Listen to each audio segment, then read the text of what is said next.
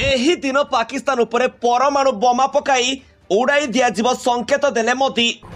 चुप बसी नहांती भारत सरकार की प्रधानमंत्री मोदी भितरे चली भयंकर युद्ध प्रस्तुति।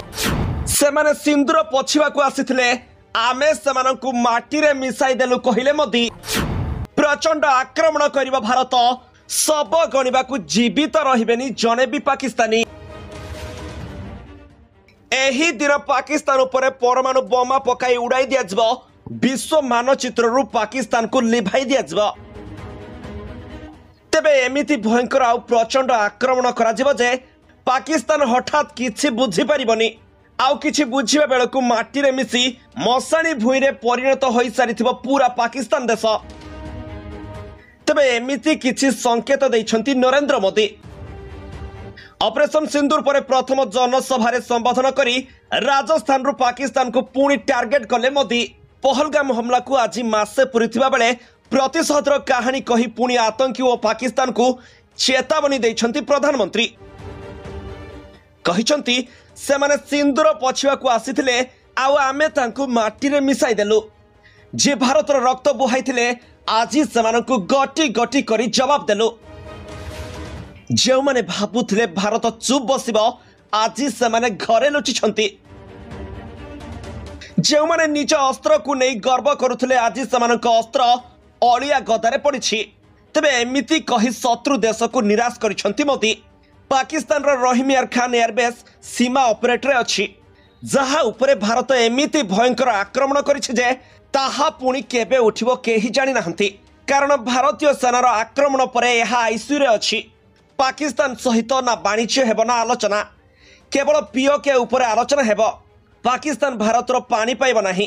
भारतर रक्त सहित खेलिथिबारु सेमानंकु मूल्य देबाकु पड़िबो। यह भारतर संकल्प एवं विश्वर कौनसी शक्ति आमको यही संकल्परू हटाई पारिब नाही बोली प्रधानमंत्री मोदी कहिसंती।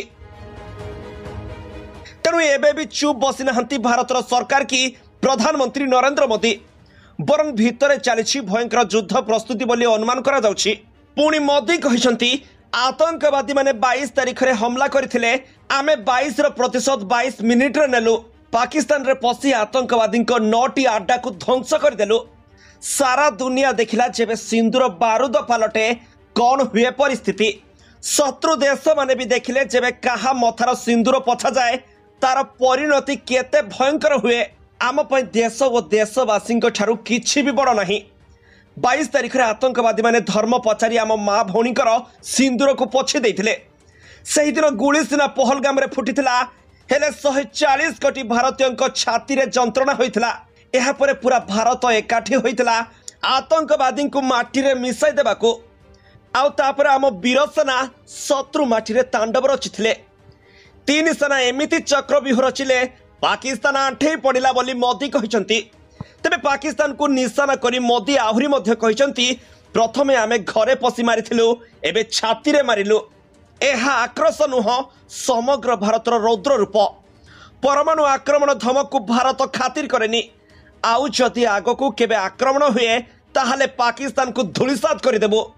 तेबे मोदी कथा सुनी पाकिस्तान रे भयर वातावरण खेली जाइछि बोली चर्चा चलिछि। Bureau report, G7 Odia.